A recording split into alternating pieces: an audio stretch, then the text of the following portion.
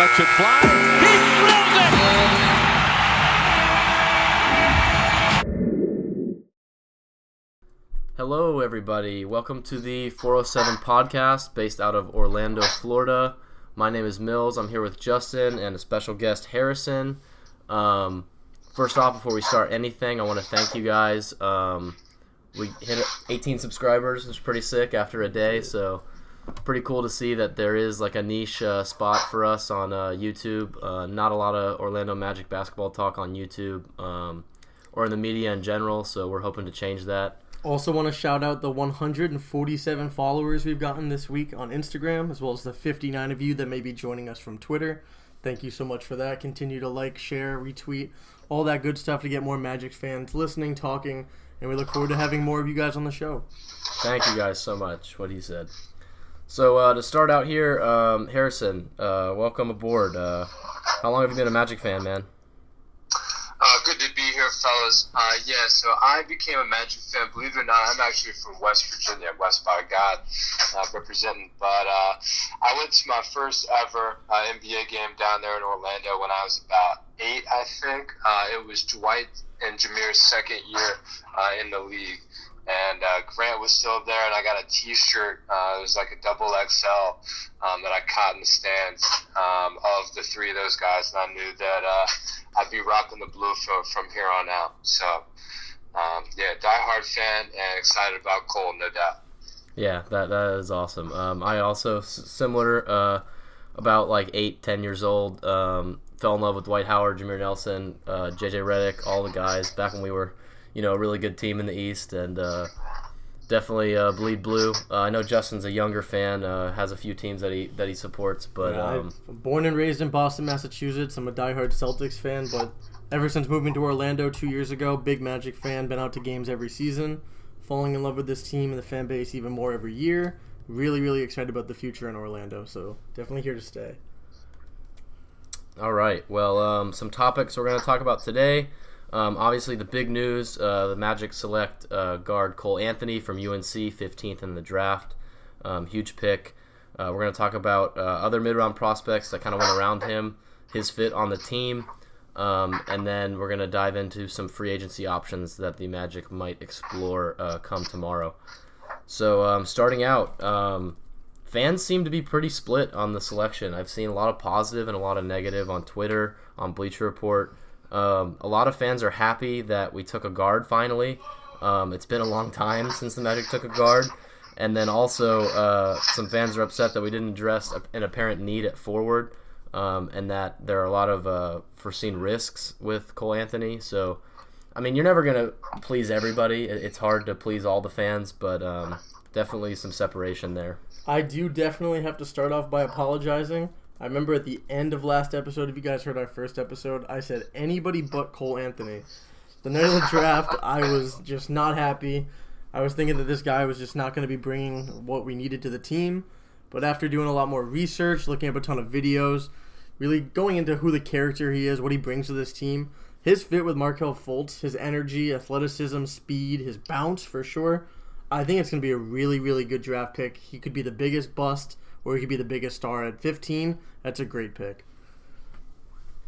Yeah, totally. I agree 100%. He's a bigger guy, he's about 6'2", 6'3", and he's been a bit of a bully, especially in high school. I mean, he was bumping guys to get to his floater off the glass. Initially, too, when I saw that we took Cole, I thought that it was definitely going to be a part of a deal where we were trading Aaron Gordon and Cole and moving up for someone, just because, I didn't think hypothetically that, Jeff Weltman and John Hammond would be interested in putting, two guards at the 1 and 2, but they expressed, yesterday evening and also this morning, Steve Clifford hopped on and he talked about how, he's excited to have that 1-2 punch, kind of like what the Raptors do with Lowry and Van Fleet, and that would be exciting stuff because, the kid can score, no doubt about it. Yeah, I agree wholeheartedly. I was excited right off the bat. I thought that Cole brought a necessary juice and spark to the team, specifically the offense that we are really missing. Hopefully with a big name, we can get in the news a little bit more and get up there a little bit as far as the hype goes for the team. But I thought he had the highest ceiling of anyone available to us at 15. I really did. I thought that, there was a lot of like role players being taken or people that could be kind of like a part of a supporting cast, but no one had that potential like superstar ability that Cole Anthony brought. So I'm definitely very excited for him. So we can get into some strengths and weaknesses. For the strengths, I have that he's super aggressive and confident.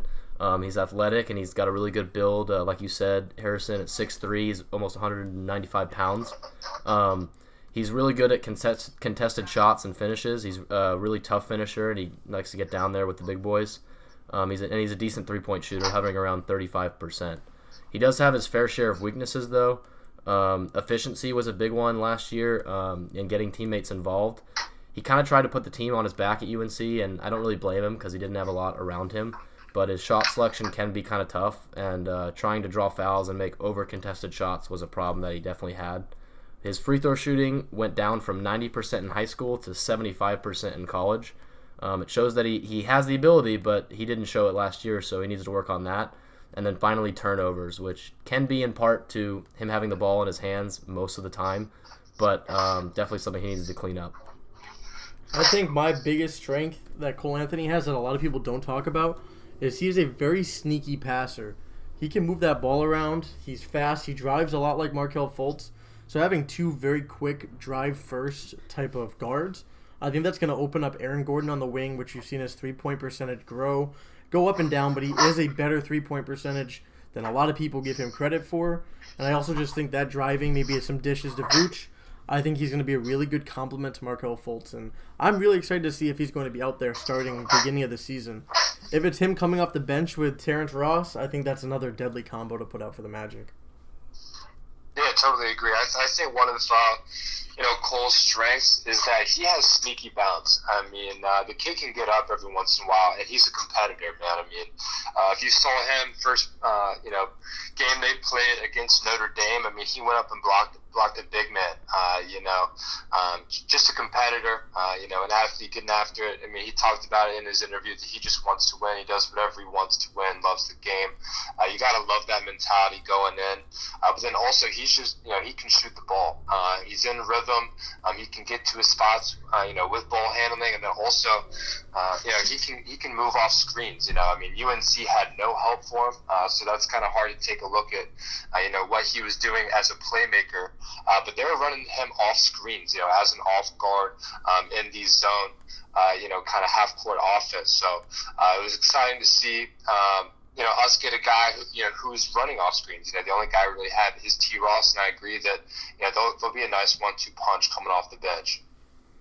Yeah, definitely. I think you bring up a good point. He did not have a lot of help at UNC, and I feel like a lot of the weaknesses can be attributed to that.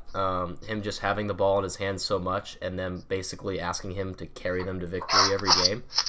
So I think that has a lot to do with a lot of the shot selection and a lot of the turnovers and stuff like that. I think a good comparison can be made to Trae Young in Atlanta with a lot of the turnovers and deep threes and just crazy shots that he takes. Obviously, Trae Young a lot better than Cole Anthony at this point in time, but I definitely think that they share a lot.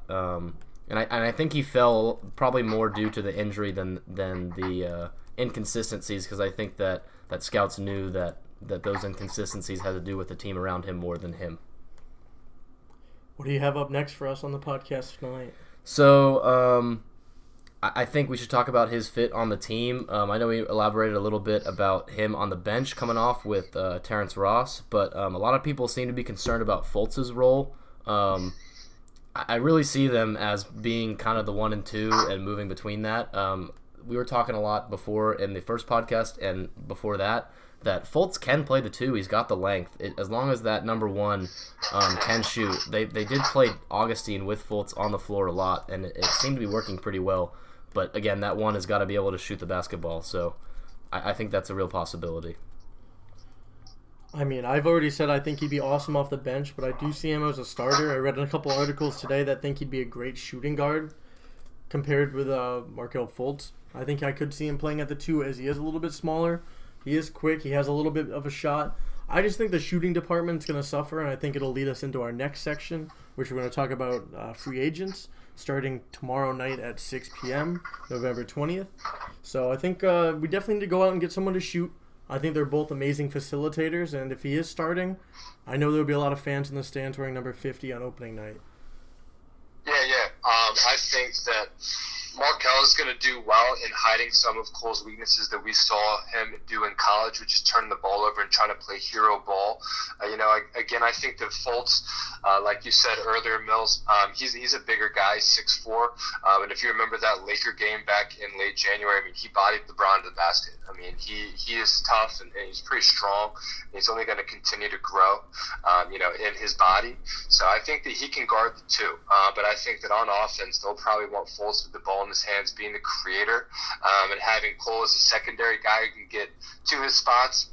And then also, I think that he can be running a lot of pick and roll actions to get his 3 look, but also I think Fultz will be dishing it out to him quite a bit. So I like it a lot. Thinking about him spreading the floor for Fultz to create, but hopefully in the future that'll be the 1-2 punch, and Evan Fournier, the Frenchman, will no longer be in that conversation. Yeah, definitely, and we'll get on to that a little more in free agency, because there is a real possibility that Evan Fournier is moved this season on the last year after he opts in.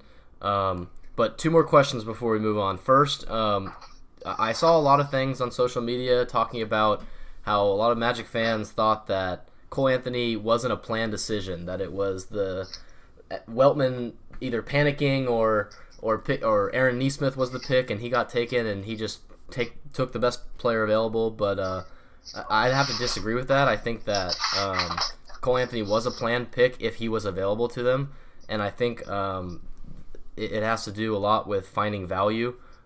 We saw the trade made in 2019 for Fultz, and it was a very similar situation. A very hyped player coming out of college who suffers an injury and has a lot of inconsistency issues.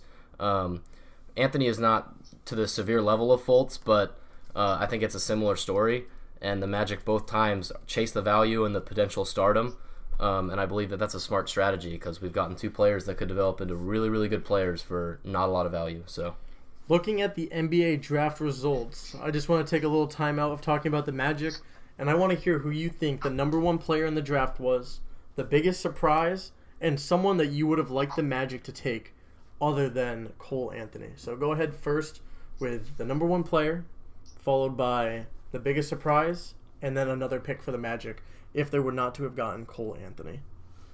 We'll start with you, Mills, then Harrison, and I'll wrap it up before we head on to our next section.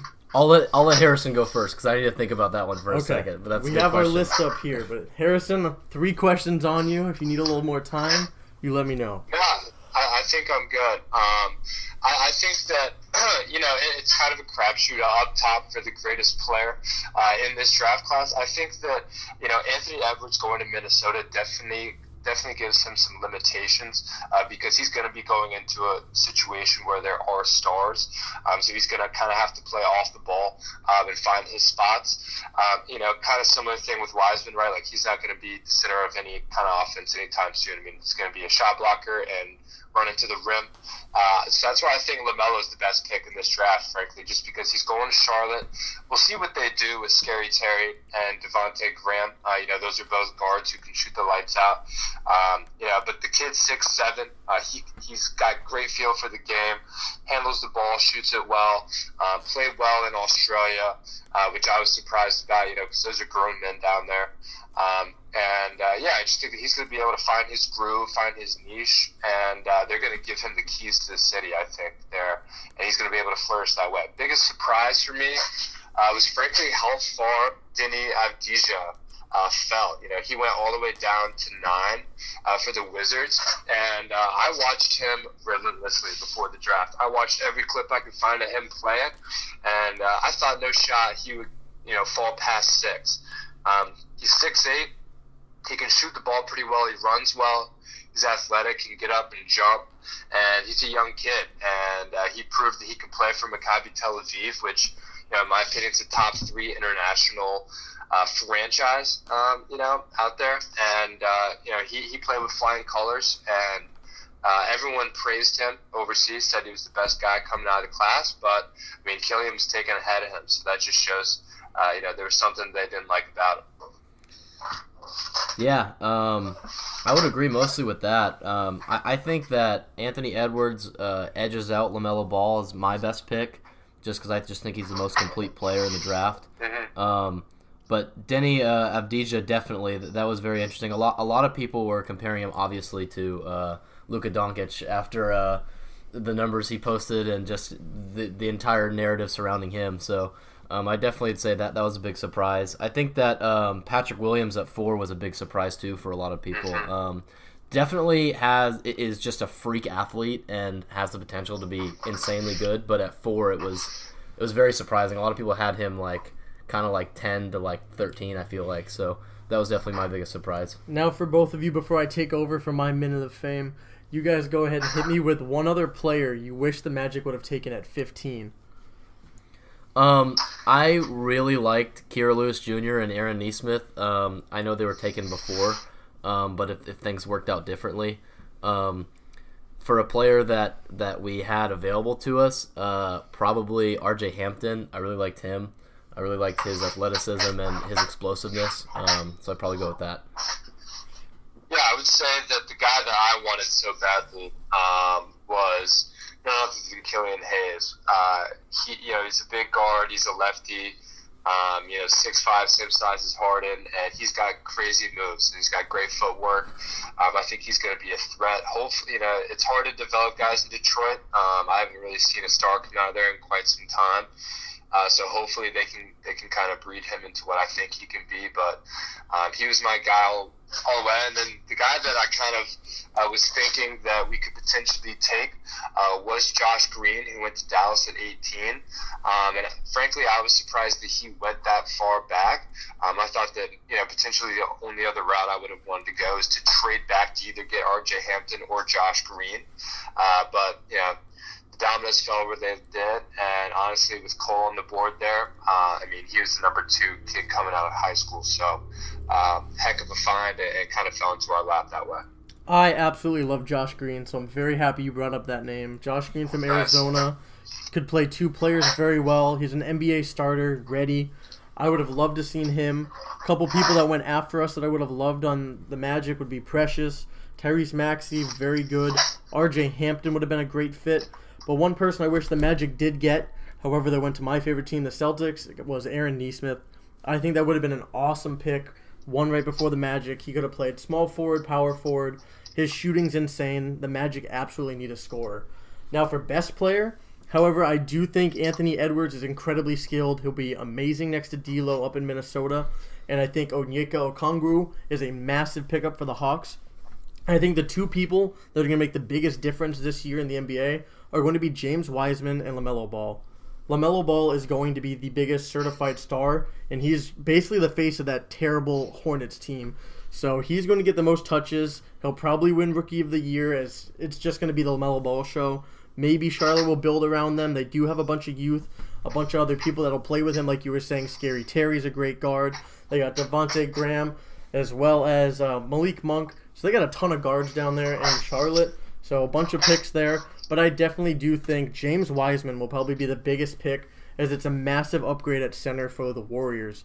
I think losing Klay Thompson is going to drop their stock completely. I think that they're going to not be a top 1, 2, or 3 team in the West. They'll still make the playoffs, but I think Steph Curry's back. A lot of people stopped talking about him with the injury, and Wiseman, he's just going to get rebounds on rebounds like Andre Drummond.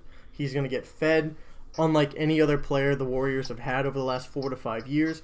Huge upgrade at that position. Finally, the biggest surprise, while we're all dying laughing last night at Patrick Williams going 4th, I do have to say the Cavaliers taking Isaac Okoro was a huge surprise to me. I think he's a decent player. He had a great season this year at Auburn, but I think taking Isaac Okoro over what you guys had both talked about was Denny Advija, Obi Toppin, Killian Hayes, and especially for that Cavaliers team, they really have struggled with their last few picks. However, Colin Sexton, I do project to make a huge jump this year. I really think that they needed a big franchise player. The Cavs really needed someone that'll take over, be this big star, regenerate that entire program over there.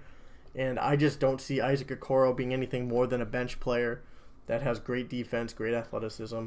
I would have loved to have seen them get Obi Toppin and seen him take over. I feel bad he went to the Knicks. Yeah, definitely. So would you guys give, what would you give the Magic as a draft grade for Cole Anthony, you think? Harrison, go ahead. I can go, yeah. I give that B plus A minus. I think that, he's one of the kids, obviously Orlando's had their issues with drafting kids who have injury problems, so that's a bit of a concern. Hopefully he's all good to go. It looks like he is because I saw him do a bit of a workout there in New York City, and he looked like he had more bounce than he ever has. So that's exciting, but I think that he's a great pick and so much potential there. I'd have to give that pick. I mean, it could be at high an A, at low at C. You just really don't know. It's all about Cole Anthony's health, how he fits in with this team. But like we've all said so far, he could be a certified superstar right out the gate. But it could be a complete miss if he's not going to be starting. If Evan Fournier sticks around, he'll be 6-7 man sharing time off the bench. And we saw what happened to Markelle Fultz last year. He didn't get a lot of minutes. However, he was also injured. I know me and Mills both agree that Markelle Fultz would have made a huge difference getting more minutes towards the end of the season. But, it could be A, could be a C, so I'll go ahead and say a B for Cole Anthony at 15. Yeah, I would probably give the Magic a A-. I really like the pick. I thought he brought a necessary change to recent Orlando drafts, and he has the potential to become an elite guard in the NBA. So I really like that pick. And kind of on a tangent, and before we move on to free agency, I have a trivia question for both of you. Do you know the last year the Magic took a guard in the first round of the draft? Oh, wow. And not just a point guard, just any guard. I'm trying to think here. Technically we didn't draft Elfrid Payton, right? He was drafted by Philly and then traded to us. Yes. Was Victor Oladipo drafted by the Magic?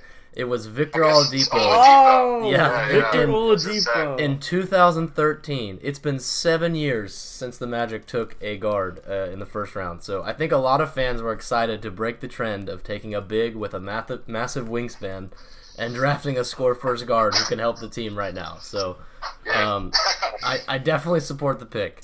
Man, wouldn't it be nice to get Elfrid Payton or Victor Oladipo back in the Magic to aid this team? That'd be awesome. Maybe Oladipo, but I don't think Elfrid Payton. Oh, I'd love to see him off the bench. I think didn't he get waived? He did. I heard that he got waived. He might not get another contract, honestly. He will be a free agent. However, I just want to see them bring back Josh Majette, the Jet. That's my favorite. Elfrid Payton does have cool hair, so he does. So it's sad seeing Wes Iwundu leave, but that's just going to go ahead and transition us into what this Magic team needs to do in free agency, which starts in just 24 hours. Yes, so let's talk about the free agency list. So we got Evan Fournier, DJ Augustine, Michael Carter-Williams, James Ennis, Wesley Iwundu, and Gary Clark. So some of those players have already been spoken for. Evan Fournier has picked up his option of around $17 million. Ennis has declined his of $2 million. And then the Magic announced today that they will extend the qualifying offer for Gary Clark, while they will not be doing so for Wesley Iwundu. And then they declined Melvin Frazier's team option. So anything to elaborate on these decisions? Well, looking at the team right now, there's going to be a couple openings for sure. I mean, I have right now the depth chart pulled up. We have Fultz as well as Cole Anthony at the point guards, Evan Fournier and Terrence Ross shooting guards, Chuma Okeke being the lone small forward, while the power forward and center depth looks pretty good with Aaron Gordon and Vucevic starting, with Aminu, Bamba, Gary Clark, and Kem Birch on the bench. So just looking at that, that's 5 open spots from the shooting guard, small forward, and point guard position. And there's definitely a wealth of talent in this year's free agent market. So we're going to go ahead and start talking about that. Do you have anything to add before we begin, Harrison? Yeah, I'll just say R.I.P. Wes God. I'm going to miss him. I love Awundu. He brought it every time he stepped onto the court. And we developed him. He's one of the few second-round picks that actually have made the roster and gotten minutes. We've just had kind of a lot of unfortunate circumstances with our second-round picks and traded a lot of them. But out of Kansas State, he brought it and he improved his three ball. And I think he's going to get a pretty solid contract. I was surprised they didn't at least send him a qualified offer so that they could potentially bring him back, but they just, I guess, decided to part ways with him. But yeah, I was surprised that they moved on from him, but then gave Gary Clark the restricted. I think that I guess he can come back and be a depth guy, and I actually was looking up his size. He's only 6'6", so I guess technically he could maybe be on the wing as a stretch shooter. Maybe find the rotation this year, but I think it'll be hard with Okiki coming in, taking minutes up. Yeah, definitely. I would agree with you there. Wesley Wundu was a beast. Definitely great on the court and off the court. Justin and I actually met him at a G League game, so that was pretty cool. He's just super nice guy, and definitely sad to see him go. I would have taken him honestly over Gary Clark, but Gary Clark did start to get really hot there in the bubble and in the playoffs, knocking down some clutch threes. So I think part of that, kind of the recency bias, is what the Magic kind of fell for there. Now, it's definitely not a loss already. There's no signing for Wes Iwundo anywhere else, so there's a very good chance we do offer him another contract. Unlikely, but you just never know what the league is thinking about him. But looking at the Magic restricted and unrestricted free agents coming up, who do you think comes back to this team that's currently not on contract? I'll go first real quick. I think that DJ Augustine is definitely gone, but I think Michael Carter-Williams will be brought back simply because he is very cheap and Steve Clifford loves him. He is a really good defender, and yeah, I just think Steve Clifford has just raved about him in every time he's asked. So I definitely think that MCW is coming back. Harrison? Yeah. I think that it depends on what Gary Clark's situation is, if there's even a market for him. But like you said, he shot the ball pretty well in the playoffs, and he's not afraid to shoot it and let it fly. And he also was an all-defensive guy when he was at Cincinnati. So teams have used him. Houston really liked him back when they had him. But yeah, I agree. I think Michael Carter-Williams comes back. It's hard to really figure out where his niche is, because you've got Terrence at the 2, and presumably Cole Anthony at the backup point guard. But he can guard the wing. He can play the 3. The only bugaboo I really have against him is this team cannot shoot. I mean, legitimately, we are, frankly, one of the worst shooting teams in the league. And he definitely doesn't help in that regard. But he pushes the pace. He finishes well in transition. He actually looked really good when he was back before he got injured towards the end of the season. So I do think that they give him a contract when he comes back. If you do bring back Michael Carter-Williams, you're looking at Fultz, Cole Anthony, Terrence Ross, and Michael Carter-Williams being the 4 guards. I do think the Magic will carry 5. Looking at the free agent market, there's a bunch of big names from Kent Bazemore, Bogdanovich, Avery Bradley, Rodney Hood, Fred VanVleet, Quinn Cook, Chris Dunn. Out of all of those names that I just said, do any of those strike with you that would be a great fit on the Magic? Yeah, so I think that Kent Bazemore is interesting. Another name similar to him would be Justin Holiday, both 31 years old, both 3-and-D players. We get them probably on cheap 1 years, and they're both really good 3-point shooters, so that would be very interesting. I know Kent Bazemore can slide over to the 3 and kind of help out Okiki with that load, because I really don't think Okiki is going to be starting right away. He hasn't played basketball in forever.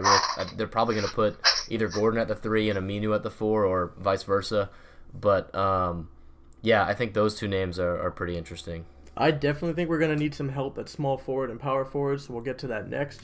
But finishing up the guard talk, I think either way we're going to be adding a 5th point guard. I could see Avery Bradley being an awesome fit if Fournier were to leave, having an old guard to mentor them, awesome defender. That'd be really cool to have on our team. But just another fit, it's all going to come down to money with the Magic. We're not going to be huge spenders in my opinion. So I think saving money, finding someone that's going to help out right now while Isaac gets healthy, Cole Anthony develops. I think Avery Bradley, Rodney Hood, they'd be really good selections. And if we're going to spend money, Kent Bazemore would be awesome at the 2-3.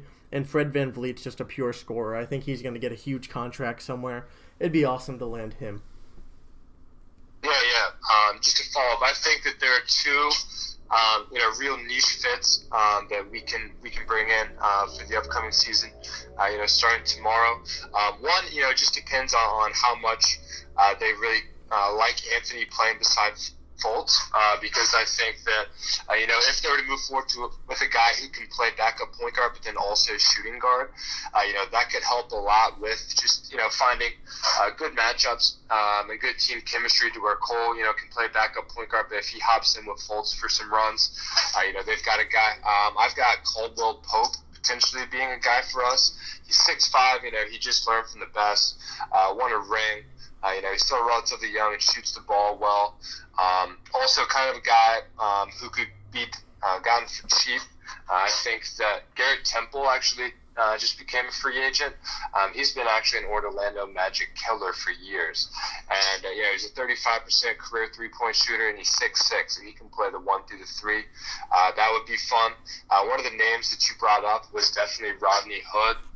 He's 6'6", shot like 42% catch and shoot from 3 last year. Lefty, can put it on the floor a little bit, create a zone. But, again, he could play the 2 or the 3. And then I think Mo Harkless, bringing back good old Mo out of St. John's.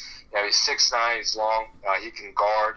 And then also he could just spread the floor. We need guys who can shoot. And hopefully with these roster spots, we get shooters, Then I agree. I think Justin Holiday, he's 6'6", can stretch the floor, shoot the ball. He's long and could play the 2 or 3, guard the 2 or 3. Yeah, I think Cole Anthony is awesome pick, as we've said all podcast so far, but we definitely are going to need some help at the small forward, power forward.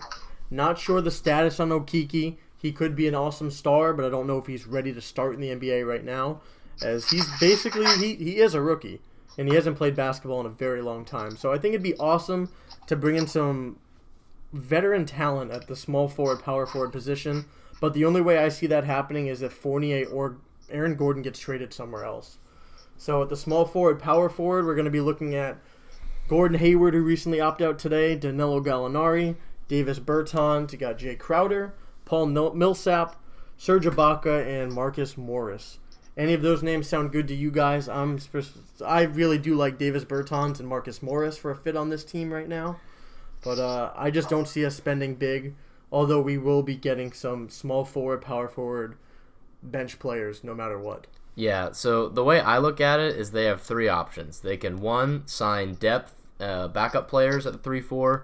2, they can sign a stopgap veteran guy to just last a year and wait for Isaac to get back. And then 3 is to go big and grab somebody like Bertans or like Marcus Morris, which is probably the least likely because of how much money that would cost, and I don't think that's in the cards for Orlando. But definitely Bertans is a very interesting idea. Just a nutty stat from Bertans. He took 10.7 threes per 36 minutes at the end of the season and made 42% of them, which is just ridiculous. Also, he's only 27 years old, so he's younger. And then going back to what I was saying earlier about a veteran like stopgap player, some interesting names would be Paul Millsap or Jay Crowder. They'd most likely beat out Aminu for a starting spot if we don't go with Okiki in that role. And they're both really strong defenders, and they'd give stability to a relatively young team. So yeah. Yeah, just to tail end on that, I actually live in Washington, D.C., so I got to go and watch Bertans all the time. I actually met him at a Washington Capitals game. So he's the man. I love him. They call him the Latvian laser up here because when he catches the ball, I mean, it is going up. Literally, he has no conscience, and he jacks it, and I mean, it's a swish. It's such a high arcing shot, and it was him and Bradley this year. They had no one else really helping them out. So I thought it was weird that he decided not to play, this summer. But again, Fournier opted to play, and he looked terrible. So it really just depends on what happens. But yeah, I think that Okiki, he's 6'8". and he played the power forward position in college.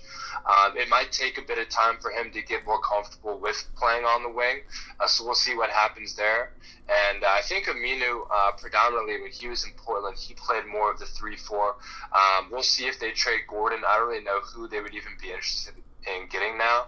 I think that Wellham has kind of hinted at the fact that they want to run it back and stick with the core a bit, because this has been such an unpredictable offseason, and they're starting training camp in literally 15 days.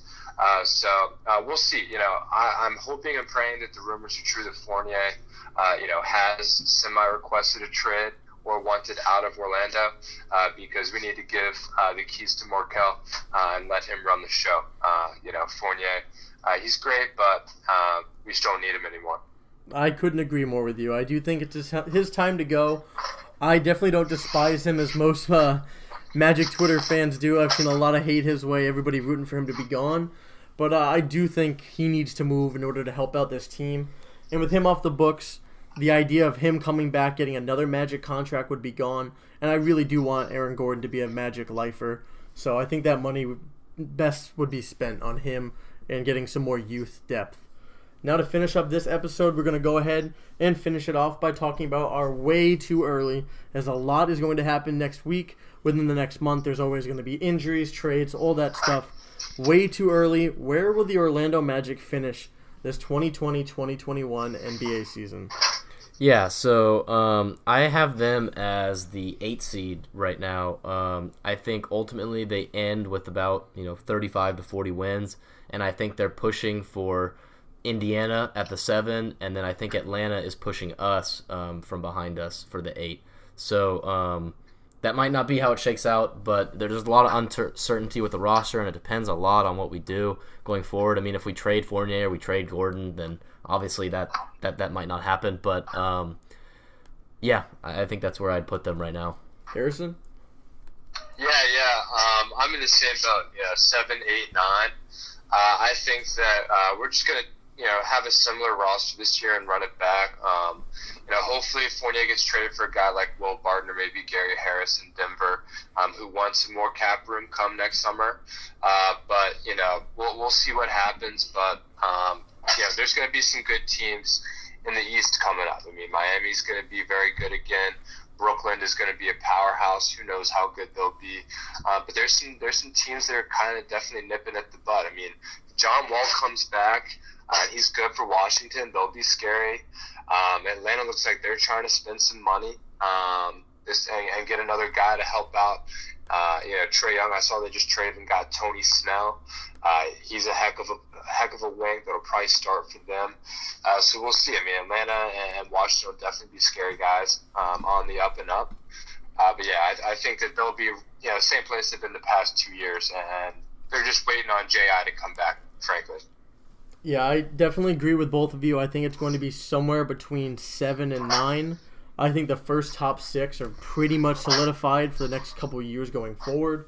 The Bucks got Drew Holiday. The Miami Heat shocked everybody, and I think they're going to be even stronger. And obviously the Brooklyn Nets are going to break out of the basement, making the playoffs. And I think they're going to be the number 3 team in the East, maybe 4, 5, maybe even 2. But I do have the Magic in this way too early, going 7.